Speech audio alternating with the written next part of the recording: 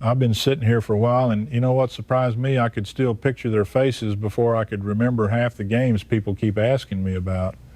Funny how that works. You spend a lifetime chasing pennants, hearing 50,000 people scream your name, and somehow that's not what stays with you. What stays with you is the guy who leaned over in the dugout when you were having the worst day of the season. The guy who made you laugh when your legs hurt so bad you wondered how you were going to finish 9 innings. I wasn't perfect. Lord knows I gave people plenty of reasons to shake their heads at me. But I was lucky enough to share a clubhouse with a handful of men I'll never stop being grateful for. When I think about baseball now, this is where my mind goes. These are the 5 players I truly love the most. And the first player I want to talk about is Roger Maris. People spent years trying to convince everyone that Roger and I couldn't stand each other. I suppose it made for a better headline. 2 Yankees, 2 switch hitters, 2 guys chasing Babe Ruth's number in 1961. One of us had to be the hero and the other had to become the villain. That's the story they wanted. It just wasn't the story we lived. Roger wasn't a loud man. He wasn't the kind of fellow who walked into a room expecting everyone to notice him. If anything, he seemed more comfortable sitting quietly at his locker, pulling on his spikes, saying only what needed to be said. I liked that about him because I wasn't nearly as comfortable with attention as people believed. They saw the smile, the home runs, the magazine covers, and figured I enjoyed every second of it.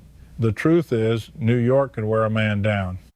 Roger understood that better than almost anyone because he lived it with me. When Roger came over to the Yankees before the 1960 season, it didn't take long to realize he was different. He didn't play baseball to become famous. He played because he believed that if the game deserved your respect, then every inning deserved your best effort. He ran hard on routine ground balls. He played right field with pride. He never looked for excuses, even when his body was sore. Ball players notice those things. Fans usually don't, but the men sharing the clubhouse certainly do. Then came 1,961. Looking back now, I don't think people understand how exhausting that summer really was. Every morning, another newspaper wanted us compared. Every afternoon, another reporter wanted us separated. Every evening, someone wanted us to admit we were rooting against each other. They kept asking who would finish with more home runs, who deserved the record more, who the Yankees wanted to see win. Roger and I would look at each other sometimes and almost laugh because neither one of us had created that competition. Other people did. I honestly believe Roger handled that pressure better than I ever could have. By July, my legs were giving me trouble again. The pain had become something I simply expected every season, but that year it finally slowed me down. Roger never complained about carrying the chase after I started missing games. Instead, he kept walking to the plate every night with the entire country waiting for him to fail. That's a lonely place for any player to stand. I remember sitting there watching him during those final weeks. Every swing seemed heavier because millions of opinions came with every pitch. Some fans actually booed him because they wanted Babe Ruth's record left alone. Imagine that.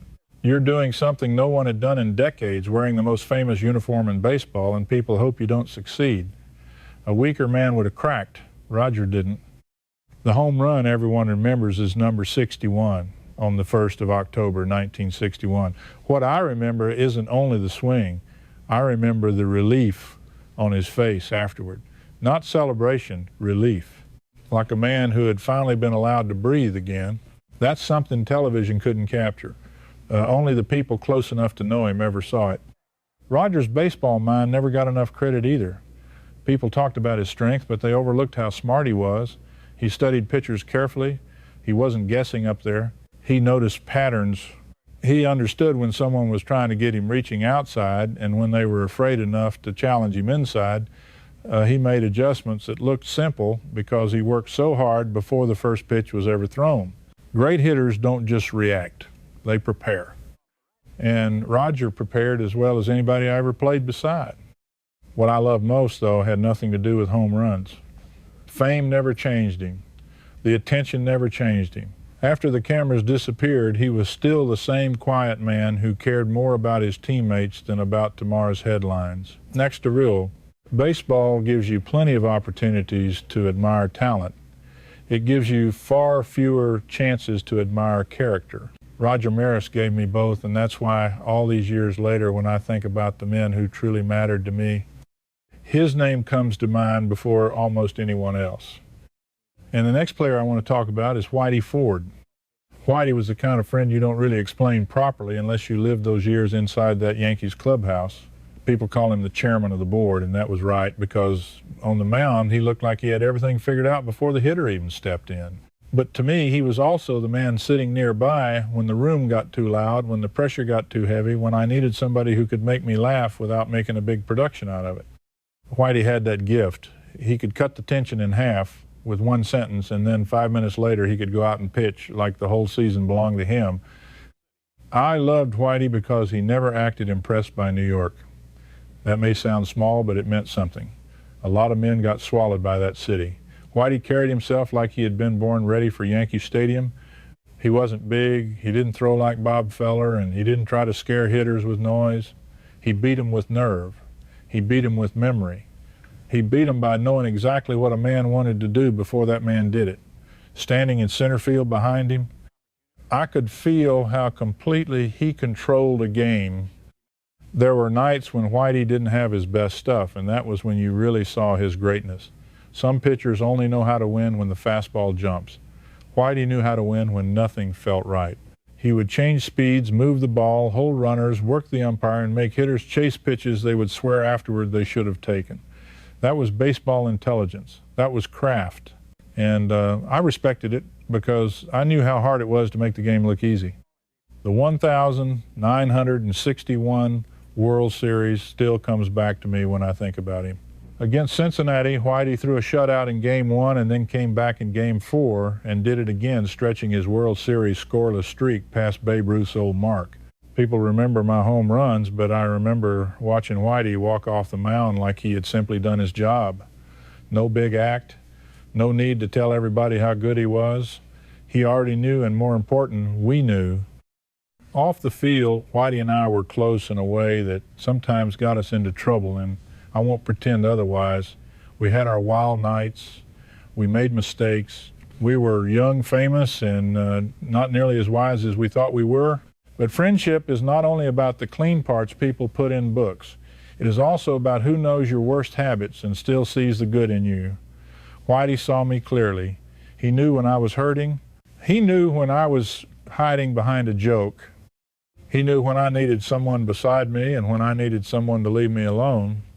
That is why I loved him. Not because he was a great pitcher, though he was. Not because we won together, though we did plenty of that. I loved him because he was part of the life behind the uniform. He was there in the winning years, the painful years, the foolish years, and the years when we started understanding what all of it had cost us. Whitey Ford was not just a teammate I admired. He was one of the few men who made that whole wild Yankee life feel survivable. And the next player I want to talk about is Joe DiMaggio. Joe was different from the rest of us. I don't mean better as a person, and I don't mean easier to be around, because Joe could be hard. He could walk through a room and make everybody straighten up without saying a word. When I first came to the Yankees, I was just a scared kid from Oklahoma trying not to look scared, and there he was, Joe DiMaggio, the man whose place I was supposed to take. That is a strange way to begin a relationship. You don't walk into Yankee Stadium and replace a man like that. You mostly try not to embarrass yourself while people compare every step you take to his. I love Joe in a complicated way. That is probably the honest way to say it. I admired him before I understood him. I feared disappointing him before I ever really knew him. He carried himself like baseball was supposed to be played a certain way, and if you did not meet that standard, he did not need to yell. His silence was enough. As a young player, that silence could feel heavier than a manager's lecture. But the older I got, the more I understood what Joe had been carrying too. He had been the face of the Yankees before me. He had lived with the pressure, the noise, the constant judgment. He knew what that uniform could give a man, and he knew what it could take from him. Joe was not warm in the way Yogi was warm. He was not loose like Whitey. He was not going to slap you on the back and tell you everything was fine. But when Joe respected you, you felt it even if he only gave you a few words. The thing about Joe's game was that nothing looked wasted. I used to hit balls with violence. Joe played center field like he had already solved the problem before the ball was hit. His first step was quiet. His routes were clean. He did not dive much because he did not have to. That taught me something. Fans love the spectacular play, but the best outfielders often make hard plays look routine because they were thinking before everyone else reacted. Joe had that kind of baseball mind. He understood angles, hitters' counts, wind, grass, walls, everything. I remember those early days in 1951 when my knee got torn up in the World Series after I caught my spikes on a drain cover while pulling up to avoid Joe in right center. That injury changed my whole career, really. I played hurt from that point on. But even that memory is tied to Joe in a strange way because it reminds me how much I wanted to do things right beside him. I wanted to belong on the same field. I wanted him to know I was not just some kid with a fast bat and bad habits. What I came to love about Joe was the standard he left behind. He made you understand that being a Yankee was not just wearing the letters across your chest. It was how you moved, how you prepared, how you carried the burden when everybody expected greatness from you every single day. I did not always live up to that. I know I didn't. Joe probably knew it too. But part of loving someone is admitting they showed you a version of yourself you were always trying to reach. Years later, when people asked me about the greatest I ever saw, Joe's name always sat in a different place in my mind. He was not just a teammate from one season. He was the shadow I grew up inside. He was the measuring stick. He was the man who made me understand that talent alone was never enough in New York. You needed pride, you needed discipline, you needed a kind of dignity. I spent half my life chasing. I loved Joe DiMaggio because he made the game feel bigger than me. And sometimes a young man needs exactly that. And the next player I want to talk about is Yogi Berra. Yogi was one of those men you appreciated more the longer you were around him. At first, people noticed the funny lines, the face, the way he could say something backwards and still somehow make more sense than everybody else in the room. But if that is all somebody remembers about Yogi, then they missed the real man. He was one of the smartest baseball people I ever knew. I mean that sincerely. Behind the jokes, behind that easy way he had of making a clubhouse feel lighter, there was a catcher who understood the game like it was breathing through him. I loved Yogi because he made hard days feel less hard. That mattered in New York. People think winning makes everything easy. It doesn't. Winning makes people expect more. And when you play for the Yankees, the season can feel like one long test. Yogi had a way of keeping you from drowning in it.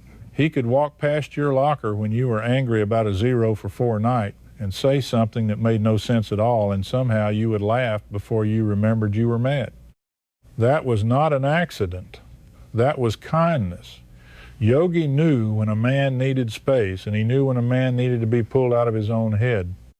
On the field, he was something else entirely. I have heard people talk about his swing like it was strange, like it should not have worked. Well, it worked because Yogi saw the ball better than most men who ever lived. He could hit pitches that other hitters would only spoil, and he could punish mistakes before the pitcher even realized he had made one. But catching was where his mind really showed. He knew pitchers, he knew hitters, he could feel when a game was starting to tilt. He did not need to give a speech. He just guided things pitch by pitch, inning by inning. I stood in center field for years watching Yogi control the tempo of a ball game from behind the plate. A catcher like that gives everybody confidence. The pitcher trusts the fingers going down. The infield trusts the plan. The outfield feels the rhythm. That is the part fans do not always see. They see the home run, the throw, the final score. They do not see the quiet intelligence that keeps 9 men moving together. Yogi had that gift. We won so much together that sometimes the years blur. World Series after World Series, packed stadiums, cold October air, all of us pretending the pressure did not touch us. Yogi never seemed impressed by any of it, and that helped the rest of us. He had already been through wars, real ones and baseball ones. He knew panic never helped anything. That calm rubbed off on people. Even when he was joking, there was steadiness underneath it. What I loved most about him was that Yogi never made friendship complicated. He was loyal. He showed up. He did not judge a man too quickly. With me, that meant more than I can say. I gave people plenty of chances to be disappointed in me. I missed games, hurt. I made poor choices. I lived harder than I should have. Yogi never turned friendship into a lecture. He might shake his head, he might give you one of those looks, but he stayed. That kind of man is rare. Baseball has a way of sorting people. Some men are good when things are easy. Some men disappear when things get messy. Yogi was there through everything, and he brought a kind of decency with him that made the whole room better. He was funny, yes, everybody knows that. But I loved Yogi Berra because he was good, truly good. And after all the noise, all the trophies, all the pain, that is the part I remember first. And the last player I truly loved the most was Billy Martin. Billy was not the easiest man in the world to love, and I guess neither was I. Maybe that is part of why we understood each other so well. We both had something restless in us. We both could be too proud, too quick, too certain we were right, even when the room could see we were wrong. But Billy had a loyalty in him that I never forgot. If he cared about you, he cared all the way. Not politely, not halfway, all the way. That was Billy. He could fight the whole world before breakfast if he thought one of his people had been crossed. When I think about my early years with the Yankees, Billy is everywhere in those memories. He was smaller than a lot of men on the field, but he never played small. He played second base like every ground ball was personal. He was tough, sharp, loud, and impossible to ignore. Some players had more talent. Billy had more nerve than almost anybody I ever knew. He saw the game fast. He saw weakness fast. He could read a pitcher tipping, a runner leaning, an infielder sleeping, and he would use it before anyone else had even noticed. That was his real gift. People talked about Billy's temper, and sure he had one, but his baseball mind was special. The 1,952 World Series still shows you who Billy was. Game 7 against Brooklyn, Yankee Stadium, bases loaded in the 7th inning, Jackie Robinson at the plate. Jackie hit that little pop-up near the mound, and for a second nobody seemed to know where it was going. Billy charged in from second and made the catch that saved the inning. That was not luck, that was instinct, that was Billy seeing danger before anybody else. He was always like that. He lived one step ahead when the game got tight. I loved him because he made me feel less alone in New York. That city could make a country boy feel like he had been dropped on another planet. Billy did not care if the place was loud, rich, angry, or watching every move. He walked through it like he was ready to punch it in the mouth. Being around him gave me courage, even when that courage sometimes got us into trouble. And yes, we found trouble. I will not dress that up. We stayed out too late. We made dumb choices. We laughed too hard at things we should have taken more seriously. But friendship, real friendship, is not always clean enough for a plaque. Sometimes it is messy, loyal, foolish, and honest. When the Yankees traded Billy after the Copacabana incident in 1957, it hurt me deeply. People can argue about what happened that night, and they have for years, but I know what it felt like afterward. It felt like somebody had taken my closest friend out of the room. Baseball went on because baseball always goes on, but the clubhouse never felt exactly the same to me. Billy had been part of my rhythm, part of my comfort, part of the life I knew. Later on, watching him become a manager, I saw the same fire from a different seat. He could be difficult. He could burn bridges faster than most men could build them, but he understood baseball in his bones. He managed like he played, desperate to win every pitch, every inning, every argument. That intensity could wear people out, but it also came from love. Billy loved the game so much he could not stand to see it played carelessly. When he died in 1989, I felt like a piece of my youth had been buried with him, not the clean version people like to tell, the real youth. The foolish nights, the loud laughs, the pressure, the friendship, the feeling that we were young Yankees and nothing could catch us. Of course, life catches everybody. It caught us too. But when I think about the player I love most, I think about Billy Martin, because he was more than a teammate. He was my brother in the storm. And for all his flaws and all of mine, I loved him with a kind of loyalty that never really left me. Looking back now, I don't think love in baseball was ever as simple as people want it to be. It wasn't always clean. It wasn't always easy. Sometimes it came through pressure, pain, jealousy, bad nights, long seasons, and mistakes you wish you could take back. But the men who stay in your heart are not always the ones who made life simple. They are the ones who stood close enough to see the real you and still stayed there. Roger Maris taught me what quiet strength looked like when the whole country was leaning on one man. Whitey Ford gave me friendship with laughter in it, the kind that made New York feel a little less heavy. Joe DiMaggio gave me a standard, even when that standard scared me. Yogi Berra gave me kindness, calm, and loyalty without making a speech about it. And Billy Martin gave me brotherhood, the wild kind, the painful kind, the kind you don't forget, even after the years have taken nearly everything else away. I hit some long balls, I won some games, I heard the cheers, but when the lights go down, you don't hold a trophy in your memory, you hold the people. Those 5 men were part of my life in ways statistics will never explain, and if baseball gave me anything worth carrying to the end, it gave me them.